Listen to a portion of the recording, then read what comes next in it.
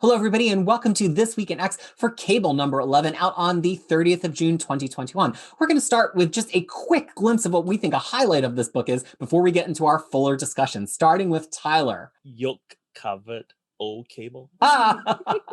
Harry. Gerry dug a Deadpool can bring a kick to any book. Fariha. Helmet Bros. And you, Peter? The Ride of the Summers Clan +2. Get ready for a full discussion of cable number 11.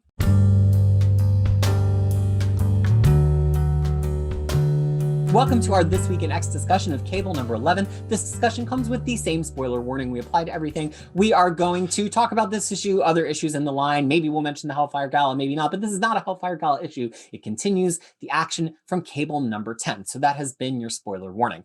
For cable number 11, now we're going to go around and get our full reactions to the issue, starting with Tyler. I wasn't expecting to get choked up with this issue, but somehow it nearly got me a couple of times.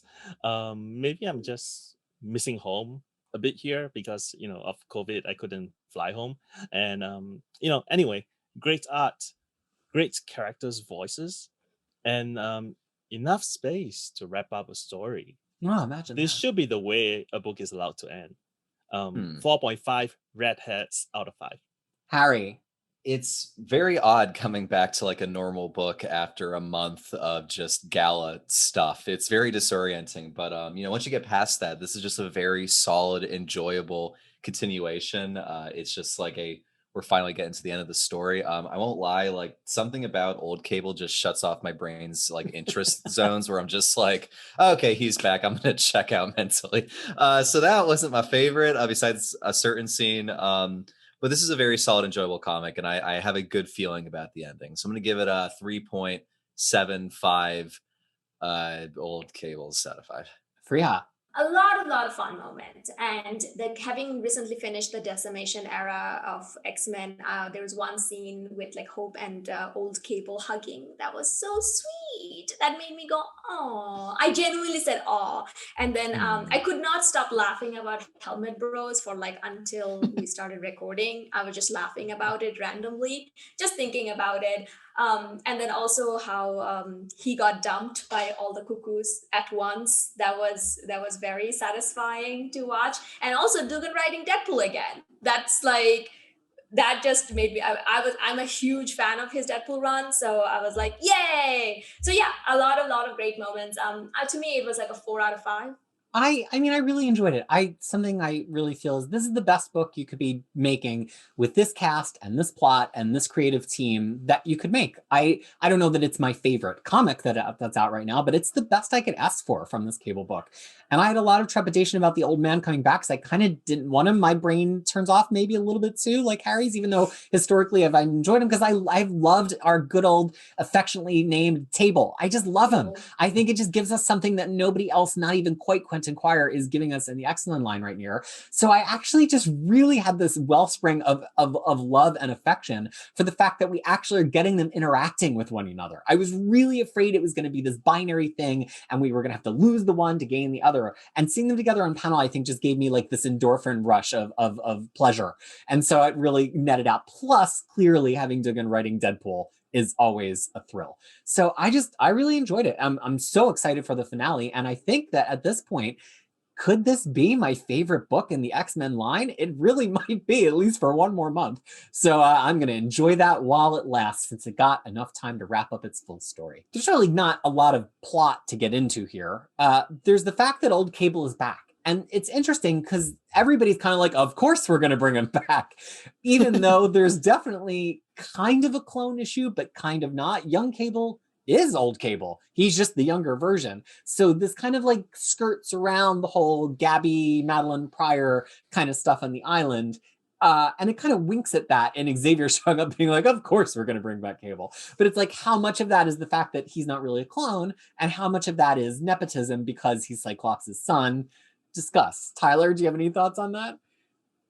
I mean, I was like, hold on, this opened up the door for like all sorts of clones and time travel, alternate universe variants, and people like, oh wait, what about this person? What about that person? What about gay Wolverine who has I'm not sure if he's still alive. Isn't he still because- wandering around? Didn't they leave that? think Freya so. read it He's most in recently. Hades. Yeah, he's Yeah. in like Hades, like, you know, hanging out there. Yeah, I know. With But I'm just saying, Hercules. no, but you know, that was my first thought. I was like, okay, and then the other thing is like, well, we started off this era thinking, you know, by getting rid of all the doubles, you know, except for people like Gabby and Laura, except for the Cuckoos. Otherwise, all the doubles were like being taken off the board. Are they like sort of walking back now? So Hmm. are we going to get into that mess again where you have, you know, young whatever character coming back, or old whatever character coming back? I'm kind of, I mean, it is part and parcel. I mean, like, you know, it is a staple of X books to have all these characters coming back, you know, now and then. But I don't know if I like that. I think that's where I'm getting. I mean, I like this issue a lot, but I don't know if I like the implication. Harry? Straight nepotism, and I would have liked to seen Alex's face when he found out that Cable got to bring back his older form, and he still can't get Maddie back. Yeah, I mean, I'm curious how they resolve it, to be honest, because this is a big opening of a door that we haven't seen yet. Yeah, it was fun. Freya, any thoughts on that? I also thought of Alex, which was a low point because I'm like, oh no, I'm thinking about Alex Summer. But, you know, and I thought about, like, you know, how this is, and to me, I actually kind of liked it because it introduced the conflict. Like, it introduces this idea that, oh, okay, so this rules means nothing because you keep on changing them. And that's something I feel like that's happening in every single rule, that in Reign of X, like, you know, or in the whatever was established before, because it seems like they're on the rule breaking mode, and then saying that, okay, the rules that you yourself established, the council, now you're breaking it. So what's the point? So I'm kind of, even though I didn't quite like that this was like, you know, I was hoping that it would be done hush hush and then, oh, nobody else knows. But the fact that it's out in the open, it kind of gives me a little bit of glee that, oh, okay, it's gonna go somewhere. Like, I hope. Yeah, and I think the dynamic was really interesting of the five really questioning, should we be allowed to? And then Xavier kind of very paternalistically comes on the scene like, of course we can. And then the five are even debating like, well, should we have left him with his TO virus? And them saying, well, that was, you know, there's no instructions not to, which I think is like a really interesting moment, because we've had a lot of discussions across a lot of books about why people are brought back with certain conditions or not. And it seems like the five definitely, even if it's not a mutant law, have a policy among the five of them, which is kind of like, not, instead of first do no harm, it's like first make no change, right? Like, if they were not instructed to remove the trauma, if they were not instructed to remove the infection, if they were not instructed to reverse the disability, then they won't, because that's not what they're there to do. And I just thought that was interesting to get it textually being like that the five kumbaya around the egg and actually talk about these things as they're like boiling the egg, to get somebody like Naked Cable to come out. So then, you know, the rest glorious shot that was. It was, I mean, and again, glorious. Noto doing, again, a slightly different style than his normal Noto. This has a lot more ink to it, a lot more black to it than a typical Noto artwork. It was the Arnold Schwarzenegger in Terminator. Very bad. Yes. Scene, that one. Yes. Yeah, for sure. So then this unfurls really quickly from there. Young Cable and old Cable immediately kind of go to Cable's space station. After Cable does a certain amount of hellos, you know, he's certainly very happy to see Hope, and Hope is very happy to see him. We don't get a lot of moments with him and everybody else in his family, although they are just all standing there. They kind of just witness it. And then he's like, body slide, let's get down to it. And Like, so old Cable has no patience for any of this. He's like, it's time to do the assault right now on Strife, but you can kind of bring the everybody. And so Table is charged with bringing the everybody, which not only includes Cyclops, Jean, Rachel, Hope, not Vulcan though, he's not invited, but also Domino, and to all of our joy and great pleasure, Deadpool, who Jean really turns out to not be a big Deadpool fan. So Fariha, you've been the one who's been waiting for the reward of some Deadpool in this Cable. What did you think about the flight of the Cable Valkyries here? As much as I was kind of happy to see him, and then it's written by Duggan and stuff, but the fact that he was already introduced in the gala episode kind of took a lot of shine out of it. Yeah. Because I kept on thinking, I'm like, well, when did this happen and when did that happen? Because here he's talking to Domino. He keeps on talking about the whole X-Force Day. So did it happen first and then the gala happened? And I don't know. I mean, I was just like, yeah, like, okay. Like, if this was the first time we saw Deadpool, I think I would have been a little bit more excited. And then I was like, at least he is calmer. Like, at least he is okay. Like, he doesn't feel like he's bouncing off the wall as it did in Percy's run. Or Percy's writing of him. Like, for some reason, I keep hearing, for some probably good reason, I keep hearing like Ryan Reynolds' voice saying things, because it's like, oh, he's growing up before our very eyes. Yeah. And I was like, there are like a very few character who is like, that is the voice, and Ryan Reynolds is one of them. It's like, that's like, it's like Kevin Conroy being Batman. Mm-hmm. Ryan Reynolds is always going to be Deadpool. Duggan just writes him a little bit for Deadpool more subtly than other writers. Just my favorite part is just like, let me join X-Force. I don't have any starring roles. I'm so cold. That's like a good level of like breaking the fourth wall without getting super obnoxious, which is what Duggan's best at with Deadpool. He finds the sweet spot every time. So No, it also works in like, even if you don't know that he breaks fourth wall, like even if he says that, oh, I don't have a starring role, like, someone's like, oh, you just don't have a team right now or something. You know what I mean? Like, even it works even in universe, like, which is something that I absolutely adore. And everyone else is like comic reference Deadpool, and it just doesn't apply as well. I think something that he brings to it too is Duggan, for me, made Deadpool kind of huggy.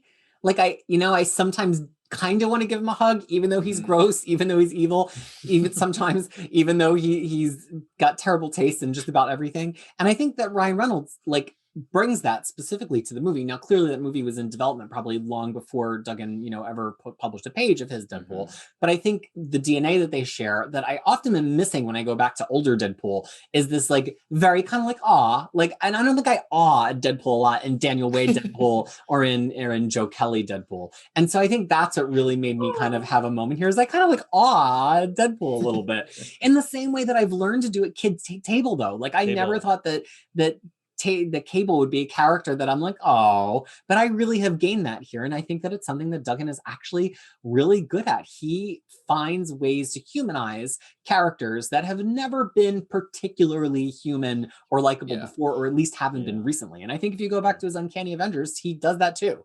So what that allows us to do here is build this big crescendo. We have both of the Cables. Now I'm worried about if young Cable's going to die or if old Cable's going to die. I'm worried about the Summers family and what they're going to show up in the middle of.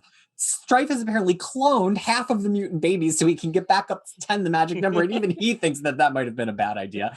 And then also we get a data page teasing all the other times that Cable's War Wagon is going to get, or what is it called? His War Wagon. His War Wagon, all the other times that the War Wagon is going to get deployed. And also this hint of some, bad stuff that's going to come from Magic.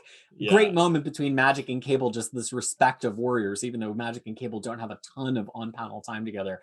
It really all just comes together in a fun way. So does anybody have any other thoughts on this issue as it comes together with this kind of this baby ritual / baby heist that seems to be lined up for the finale? I do like in the deployment log that it says 2015 is Secret War Wagons, because isn't that when the Secret Wars comic came out? Like I thought that was a very clean, it's a good joke. It's just a pretty strong joke by Duggan there. Yeah, and then it also said, admittedly, this was more of a Deadpool story. Also, Duggan mentioned Tangarian's authority, which is like corporate synergy, y'all. Like, mentioned it twice. And I actually went back and checked how many times Tangarian's authority showed up for Cable, because he's the one they should really they got to crack down. Yeah, they should really take. Yes, those two are like you're coming with us, and Layla Miller, those three. Yeah. But the thing is, like, I think Stripe has forever been ruined by Cerebrocast. They did the whole thing about how his that they did a whole little funny video of like how he take his helmet off and how it's like a whole reveal thing. And like, just go, if you go find it. And then since then I can't take him seriously anymore. I'm like, there is no threat left. I'm like, you're just a full tilt. He looks like a Power Rangers villain. I'll say it, said it before, I'll say it again. And that too. So yeah, when it's like, oh my God, babies, I'm like, really? Yeah. But I mean, the other thing I like is that like Cable immediately become obnoxious in front of Cable. Like it's like because he's so insecure. It's like, okay, here is this future me who is like so steady, who is like so old and who has so experienced, and I am the one who is supposed to grow up to him. And people are, I mean, I think in his mind will be like, oh, people are definitely comparing the two of us. And then he immediately assumed that the veneer of arrogance, and you can see that like it just switches like almost immediately. The moment like Cable came out from the egg, he's like, oh, so like standing straight up. Yeah. So it's like, I don't want chest out, whatever. I don't want to be mean to the other books, but this kind of just, again, it eats Ben Percy's lunch this time, because he's got a book about a teenage like arrogant hero, but like this is much more humanized and much more like relatable, because this is Cable, and this is like he's just someone who wants to live up to what he expects of himself. It's like that classic coming of age thing. It's just done so freaking well. All right, y'all, that has been our discussion of Cable number 11. If you're looking for the other X books out this week, just look elsewhere on the channel. Of course, for the Hellfire Gala, we have covered it all in great detail, even though this issue is not one of the Hellfire Gala issues. And we get together each week to talk X-Men. Why, Fariha? X-Men is better when it's read together. That's right. So thanks so much for being part of that together with us. And until we get to come to you again on This Week in X or any of the other shows on the channel, we say we wish you well.